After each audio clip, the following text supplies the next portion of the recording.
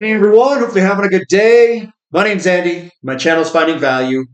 Today we're going to go through and do our daily technical analysis update of commodities, work our way through the dollar, yields, precious metals, and commodities ETFs that I follow. I'll interject my financial opinion as we go through it. And if you need help with anything, check out finding-value.com. That's where I dive deeper into all of these topics, sectors, looking for potential investment opportunities, sharing those opportunities with everyone in the community. We do have a special going on. Specials the coupon code if you'd like to join and get a discount while joining. So let's dive in, take a look, see what's going on. Starting with the dollar. The dollar does look like it's trying to turn here a little bit. We've got little wicks at the bottom. That's people getting in there and buying it up. There it is, trying to put in a base. You can see the lows there coming across. Then what we want to do is we want to start to see, breaking some of these highs here, starting to come on up. And to me, that looks like we could easily head higher in the short term for the dollar here. Moving on up, perhaps. We are underneath resistance. We've got that white line going across there. This is a long-term resistance support line. We pierced through it to the downside, and that will act as resistance as we come up, and we very well could do a rollover. I'm not stating that will happen. I'm just stating that that is a potential outcome, and that's what we want to be looking for at this resistance line, is a potential rollover. The 2-year yield is down 3.22%. Pretty nice down day today for the 2-year yield, and we're right on that support resistance line. We'll see what happens here. The 10-year is down 2.6%, but again, we are above a lot of support all through here. We radically moved higher from this point up, broke through all of that resistance, and we could come back and touch and do a retest at that support resistance area. The 30-year yield down 1.4%, so we are seeing the yields drop today across the board. And we are above a lot of support. All this support through here, it's above. And we only have a small kind of downward pressure candlestick here. So this very well could continue to go higher. I don't see it being a huge reversal yet. We'd have to see further downside pressure for me to change my mind. TLT bond prices are up a little bit. Momentum is down. It has not turned that momentum around yet. 2 and 10-year yield curve holding steady today. This one's kind of interesting. If we were to fall and fall like a rock, that generally means you've got a slowdown and the system is having problems. These were 9/11, the 2008 housing bubble. This here is C19. And there could be an event that occurs here that gets people scared and fearful, and people start to sell off and run towards the bond market. But right now, we're in this falling kind of 3-hump wedge here with a potential dead period. And we're kind of still within this pattern. We haven't really jumped out of it completely. We're still hanging on by a thread. TYX-TNX ratio moving up today. That is generally good for precious metals and gold. We did see a weaker yields across the board and a flat dollar. Gold didn't take that bait. It was just trading sideways today, down 0.52%. Not a reversal candlestick. The momentum is still to the upside, and we'll see if that can continue higher. Silver's up 1%. The only thing I'll say here, I don't like being next to these big red candlesticks there. A lot of the times what I see when we're next to these big red candlesticks is a potential rollover. You get these flag patterns that come upward. That's still in play, not saying that we will 100% roll over, but we are next to some pretty strong selling pressure, and a lot of the times I do see follow through to the downside next to those big reds. Platinum up 1.43, and again, I see those big reds sitting next to us. A lot of the times, what you'll get is big selling pressure a small move upward, and then another big selling pressure move with the ultimate bottom is lower from where we're at today. So that very well could still occur. Palladium getting a lot bigger selling pressure day to day, 5.22%. Looking good, and that's bouncing off support. The support region all through here that we are bouncing off of. XE to gold ratio up 1.6%. This thing looks fantastic from a potential standpoint. If we could get anywhere near the vicinity of up here, that's going to be one heck of a return for gold and silver mining companies outperforming gold. So everything looks good here. We bounced off support and are working our way on up again. We do have a little bit of resistance coming through here, and hopefully we can bust on through. GDX up 0.6%, obviously vastly outperforming gold itself because gold was down a little bit today. Looks fantastic. GDXJ warming up 1.62%, looking fantastic. And SILJ up 2.27%. We got a little bit of resistance coming through here that we're going to try to break out of. I'd really like to see this thing break out of this and use it as a launching pad. I'm excited for it, very excited. And if that yield curve does uninvert, that's generally when gold does very well and silver starts to do well when we get to a certain level. A lot of the times this will front run money printing. Gold specifically does. Silver will start to do it too the closer we get to it. Crude oil up slightly, 0.2%, so not much of an update today. Some people will say, well, we've got the downward movement, and this could be a inverted flag pattern. I don't know about that. Usually you don't see these large green candlesticks, this bullish engulfing like this.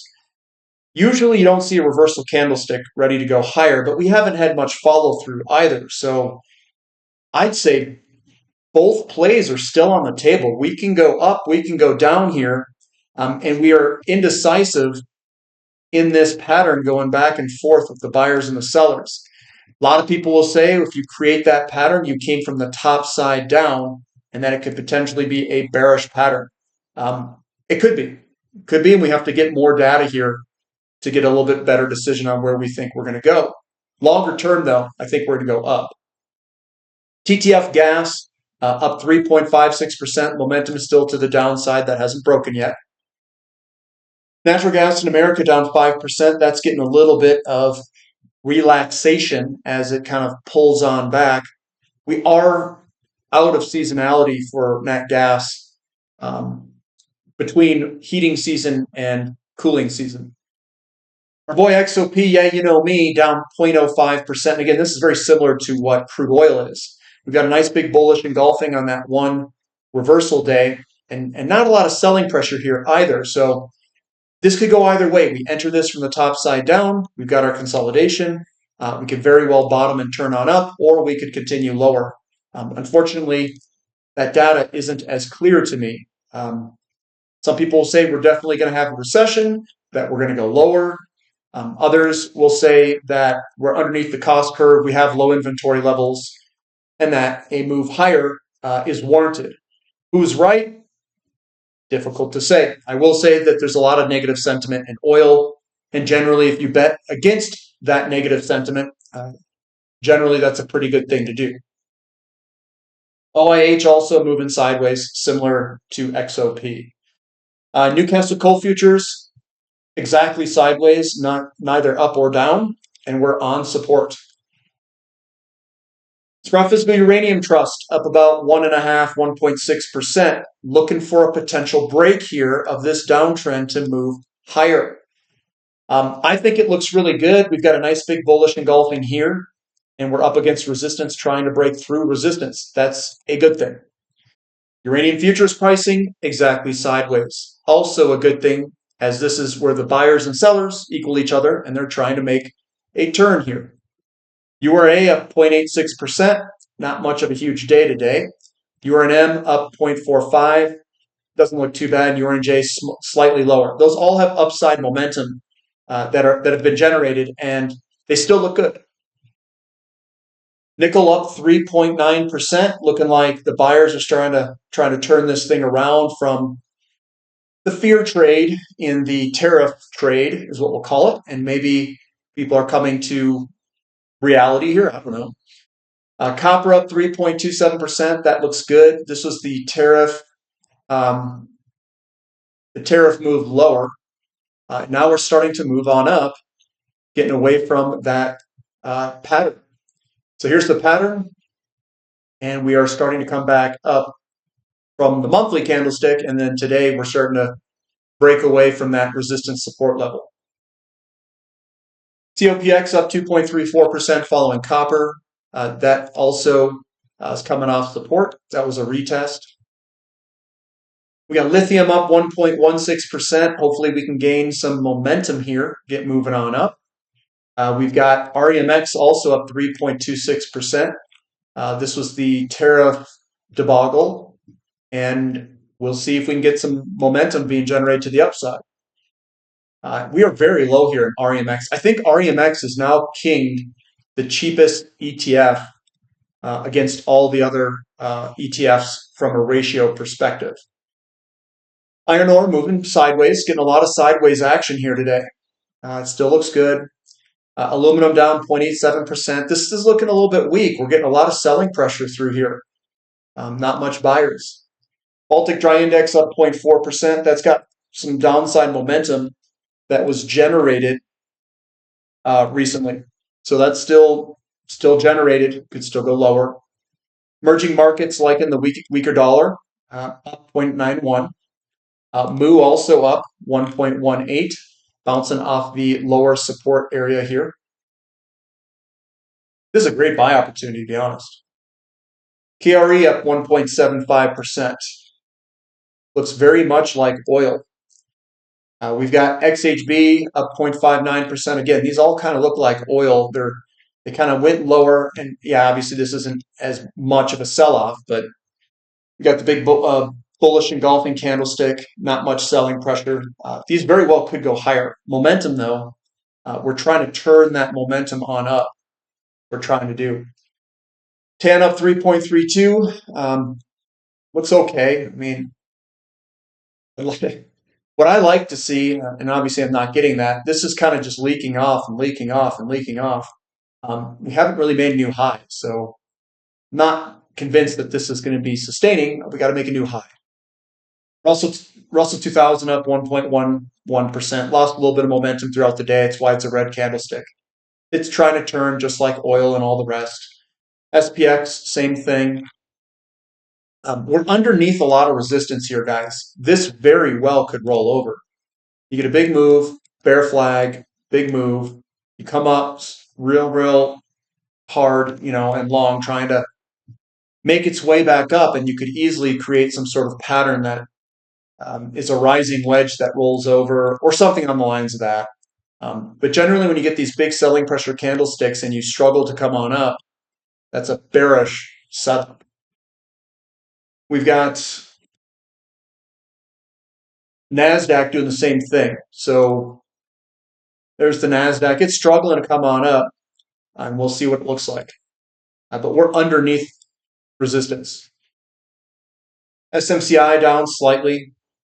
And again, these very well could be upward-facing patterns, which are bearish formations. NVIDIA ups or down slightly. We do have, looks like maybe a potential trend line here that it's trying to break. Maybe not. Bitcoin up 1.5%. It looks okay. Still underneath resistance though. And the longer term, this doesn't get me bullish at least. Ethereum up 2.3%. Again, it's downward facing these patterns. They're upward facing, which is bearish. So anything that's facing upward like that, it's generally continuation patterns. So we very well could head lower for Bitcoin and Ethereum. And then we've got resistance on top of us. MicroStrategy, it's still pulling this off somehow, up 3.8%. And it's up towards the upper end of that resistance channel. The VIX coming on down, minus 17.76%, but we very well could do something like this where we slowly come off the top here and then rip again, coming on up, where NASDAQ would just do the opposite. So, or here's the S&P. So we come on up and then roll over. So that's what the VIX would do as well. Very well could do that. And that's all I've got for today, guys. So give me a thumb up for the content. Subscribe to the channel. Subscribe to the website if you'd like. Use that special coupon code. Special is the coupon code. And that's all I've got for today. So we'll catch you next time. This is Finding Value.